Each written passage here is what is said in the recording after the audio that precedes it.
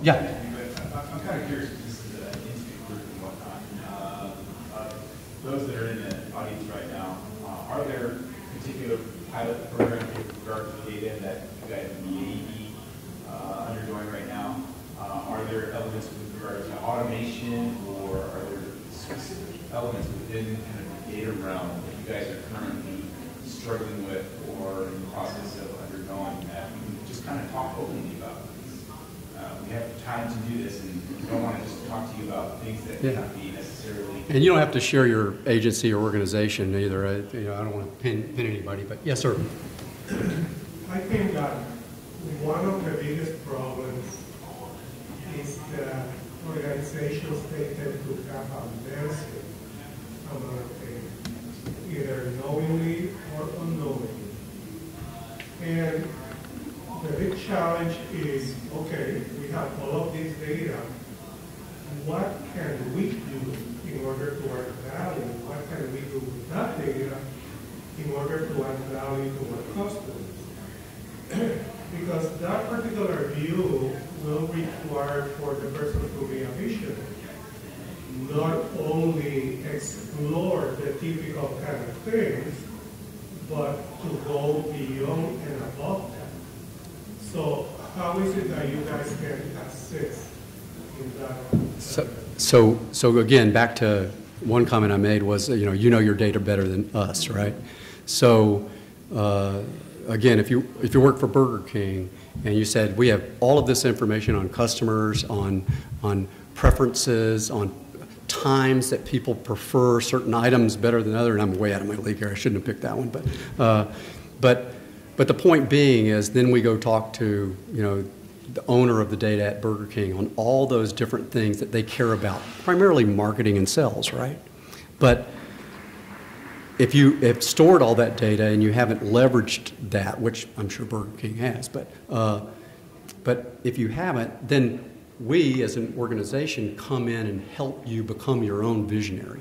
It's not that we are the visionary for your data, albeit we're steeped in certain areas that continuous evaluation, security, personnel security, physical access control, identity, and et cetera.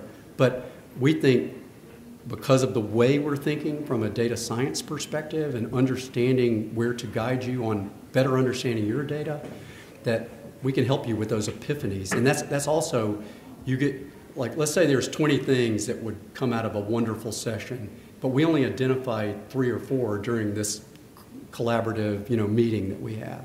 And you give us a terabyte or a petabyte of data or whatever you want to give us. And we do discovery on that data, and we come back with another 14 of this would be beneficial not only for your agency but others. That's what we're kind of pretending to be. And I don't think pretending is a big word, because we don't know what we don't know with regards to your data set. But I do believe that in the situations that we've been brought into as a small business, and I can cite 14 plus of those situations, we have led to that kind of vision. And I think when you're talking product, and I can mention a bunch of those too that I've utilized throughout the years and our customers currently utilize, they come in talking about what their product will allow your vision to become, but it still doesn't mean they understand your vision, and it also still doesn't mean that they're going to tell you how to get to that point other than buying $1 million worth of their software and hardware and services to implement that into your house. Really, the collaboration up front and embracing something that's non-proprietary, in my opinion, is a cheap way to figure out if you even want to get there without any real investment. Any other questions? Quiet audience. Must be hungry. Let's see. Sir? Sir? Yeah. Thank you. Some people are proposing to make that data, the data that you own in your house, available to all your employees available to everybody within that particular organization in order to see what other ideas these things within your organization can come up with to what value to the business and to the business. And that's something that could be even considered. That's interesting. I mean, I'm come from a paranoid world of security at federal government levels, right? So everything's siloed and on purpose. But as far as data discovery, you know, that could be a great idea, you know, to have employees chime in and say, hey, you know, we could take this to do, and again, I don't know what organization from, but pushing French fries at 9 o'clock in the morning or what have you. Again, I think that's a good idea, but at the same time, the one bad analogy for that, or a bad example, would be if I'm an artist or a graphic designer and the CEO, you're the CEO, have hired me to come up with a new corporate image, but I've got to float that in front of the board, the three of you, and Nick doesn't like it, and this lady kind of likes it, and Michael hates it, then I really need you to make a decision. If now I give all the employees which brand do you vote on, or what, that can become its own nightmare. So ultimately somebody has to be a decision maker. Ultimately somebody has to have the vision inside of their organization to pick out the sweet spots of opportunity and discovery that will really benefit not only the organization but the future of the organization and possibly external people. My opinion. Yes, sir. I have one concern, like sometimes when people talk about sharing data, they are concerned about misinterpretation of their data. That's why they try to keep it inside of it. Man, I know this problem. And they will clean it, and before they give it to you, so they still want to be data steward. Yeah. And stay in that role forever. How do you break that cycle?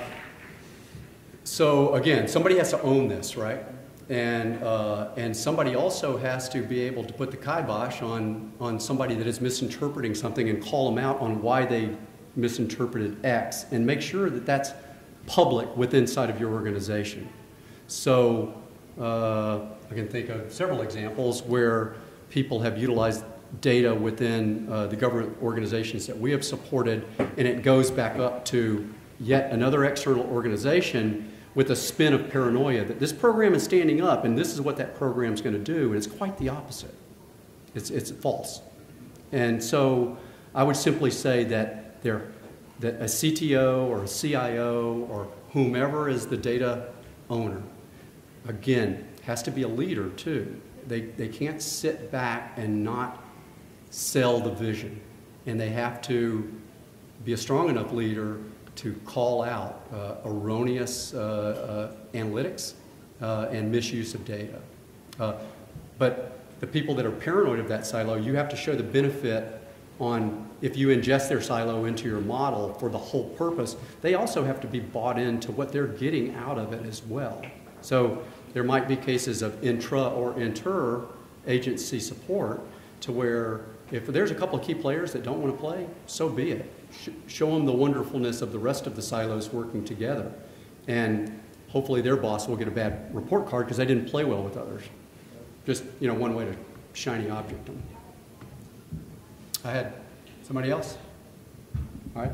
So what we're recommending is look at the lessons learned, stand up future interagency operability initiatives. So back to my leadership, you know, somebody has to own this. There's all these sessions here, and every company in the world is latching on to data science and natural language processing and et cetera. But that is kind of the wave, whether it's a product or a service or what have you. And don't be mired by this, you know, decade's in vogue word of the month, which is data science. Understand that it's really just data discovery. I think 10 years ago, or last decade, it was data fusion. And they brought in disparate data sources, whatever the problem set was, to put up some great visualization, which was kind of the new thing, a la Palantir, Centrifuge. I could name 20 other visualization companies that were tapping into a data source to be able to let you touch them. So I think now the shiny object is inferring that there's discovery that you don't know about, so therefore you better discover it or you're going to get in trouble because it's kind of saving the organization. And while that's not necessarily bullshit, that is also something for you to ride on if you're the owners of that or the leaders of that to be able to capitalize on it. We at Advanced Onion think we get it. We're, again, small, but nimble, and we have the capability to help guide you through this process. Key is understanding your problem set. Back to the 20, you have 20 things you want to achieve. If during a session we only, and you don't know any of those, if we determine there's 3, back to your silo, and a couple of these might be silos that you can't ever achieve, just discovering that in a meeting is already a roadmap towards capitalization of your data and your business processes. To come up with these others is something we're trying to offer to, as we understand through osmosis and dealing with your data, that we will ultimately help you with the vision. And in some cases, I don't think it's going to be that hard of a problem. In some cases, I think we'll walk in, find out a whole list of requirements, and we as a team, which is my proposal, would be able to drive towards those solutions to give you the things that you might need. And even without us, you can do this process on your own. We think we're good at it. But if you kind of take the spiel that I'm giving you as a catalyst to look at this differently, or a catalyst to lean forward and not be mired in paranoia, worry, or things that you can't overcome, I don't think cost should be an issue. That's another thing I'd say. I think I've covered most of the bullets. Small and building up kind of talks more to the pilot process, even if it's your own internal pilot. Looking at your own data sets. Again, I'm not going to constantly upsell my company, but the methodology is to, in an Amazon Web Service environment, bring it onto a standalone box, protect personal information, do discovery based on rule sets, and come out with a determination of what you need. Again, that could be an agricultural discussion, it could be a banking discussion, it could be a defense, it could be an intelligence, it could be any kind of discussion, and the same methodology still applies. It's nothing that refreshing, but key is collaboration and discovery.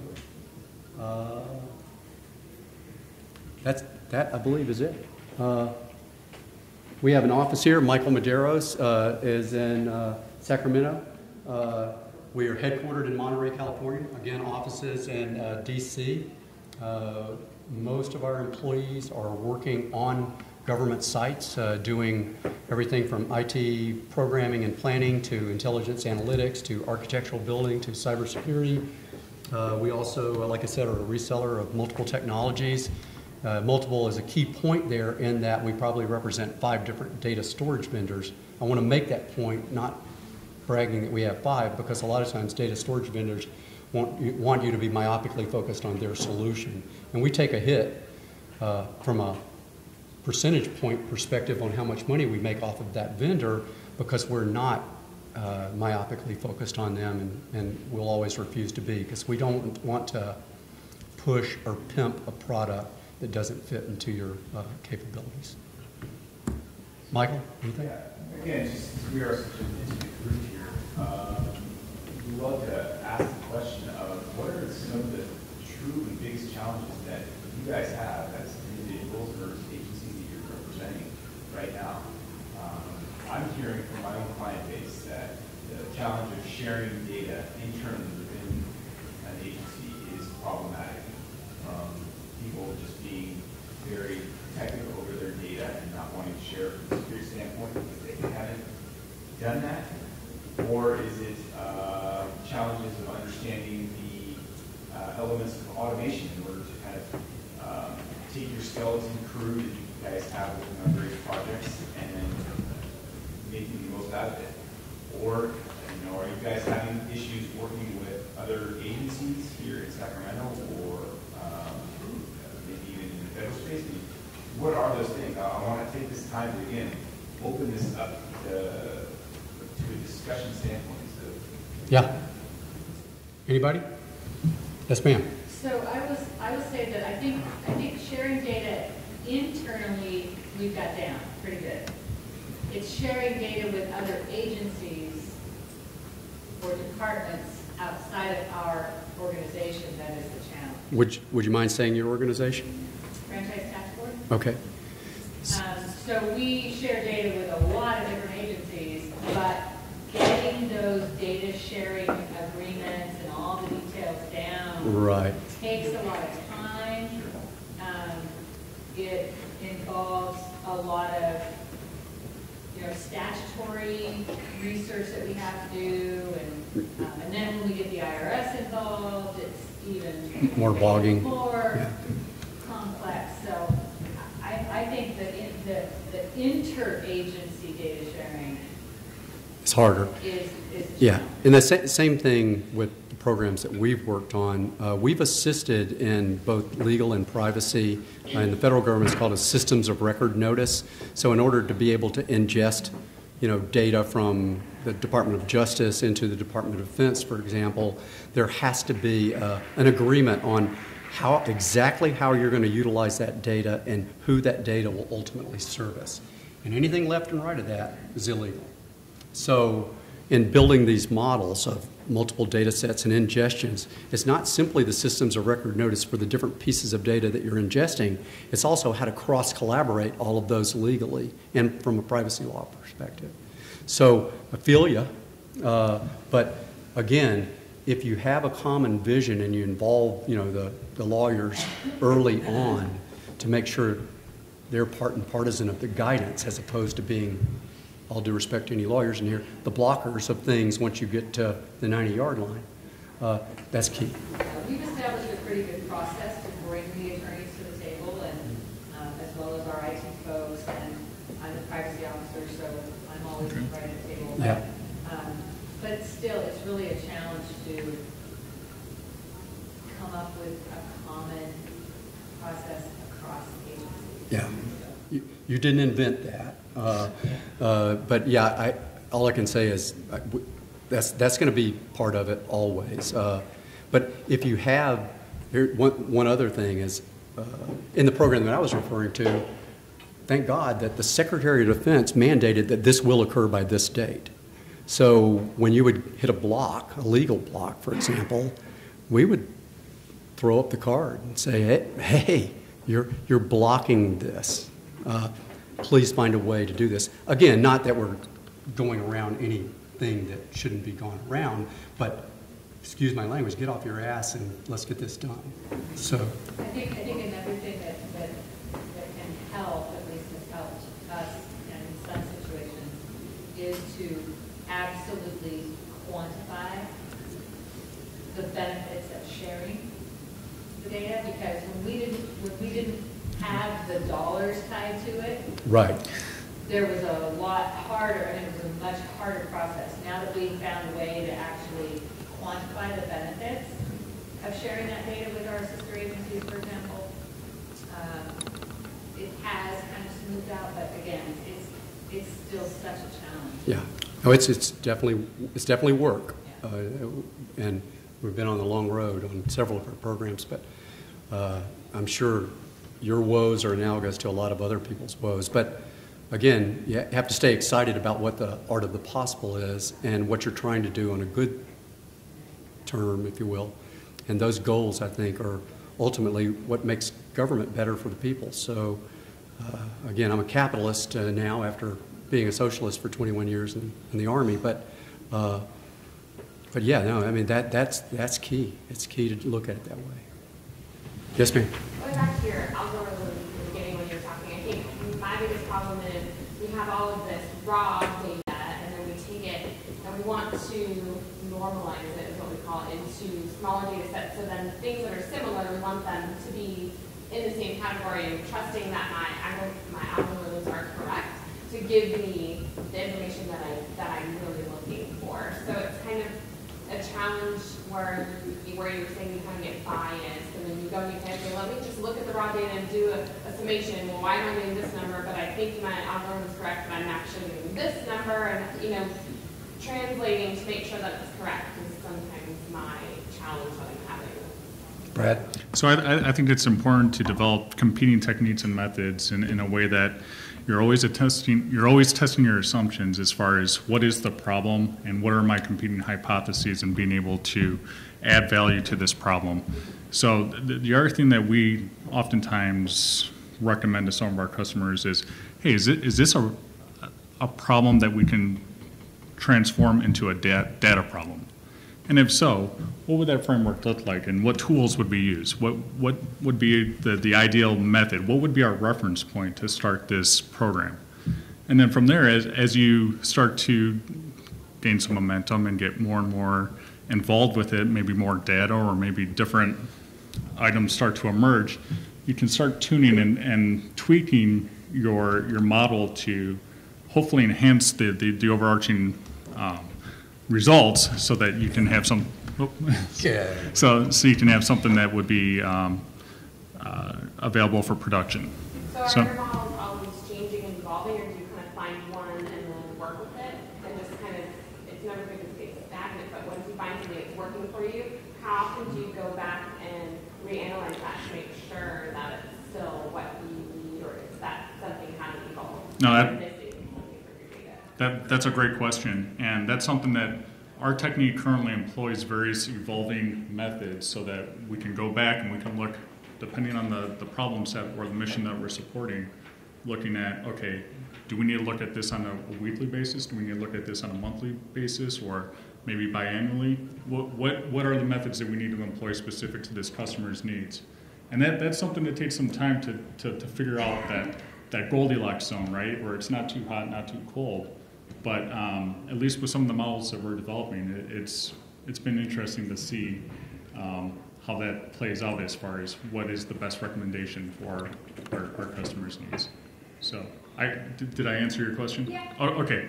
Yeah, and we can talk offline and go over some methods and techniques. We have a table out there too. In case Yeah. So yeah. You had a question? It was more of a comment. You were soliciting situations, right? So I work for a large organization, about 20,000 people. And some of the issues we're having are data governance, locating the metadata, right?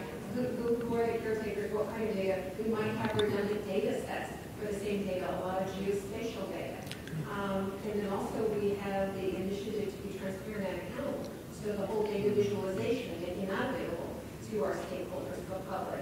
And so it's trying to get this full day effort off the ground, and to make it cohesive and functional and accurate. And so those are the issues that we're dealing with. Really, we've gone at data governance a couple of times. So for transportation, and so we mentioned, sharing the data. Well, there's a lot of hidden data in transportation, especially when it comes to freight. It's proprietary, and a lot of transport folks don't want to share with you what they're actually transporting across the state highway system. And so a lot of data that can be useful to us is hidden to us that we're not sharing. That's kind of scary, what you just said. Yeah, and how far along are you in the? Well, over the last 5 years, we've had 2 others of it. Okay. The first data governance effort went about a year or so, and then it stopped. And so they've taken it up again because of open data, at the government level, at government level, the whole open data, the big data, the portal. Now we're looking at machine learning, using social media, mining to understand the culture and the climate, and how we're perceived by our customers. Yeah. So there's all those issues. It's almost like there's this huge we're taking a big bite out of the apple and we're chewing, but I'm not ready to take another bite. We're just looking at the apple. So that's where we're at. Well, it's the next Yeah. leap. So you've siloed your own initiatives into lanes of things that are in vogue, or We know what they are. We know what the issues are. Yes. So like, sentiment analysis and the geospatial share for. We have a research division that does those preliminary investigations to let us know what those are. So yeah. The other issue is the alignment of resources, right? Because we're not being asked to create maybe $100 million in efficiencies in the organization in the next couple of years. So And so we're trying to do more with less. So when you're trying to take on more, especially when it comes to data, you can really just soak up your resources right away. Right, absolutely. And your workflows are clearly defined as far as where you want to take the bus and where you want to be in 2 years. Okay, but you have a vision or a goal as far as if we could reverse engineer from this specific, as I call a maximum. Identifies the need, actually. Okay. Just identify the need. We know we need it. Really have. There's a couple of people who work on business intelligence in the department, but 2 people out of 20,000 people is not a lot. Okay. All right. Well, again, encourage you to talk to us at the table. I already have a couple of thoughts, but any final comments? Again, we have advanced onion. We're out in the hall, and I appreciate your time. Have a great conference. Thank you.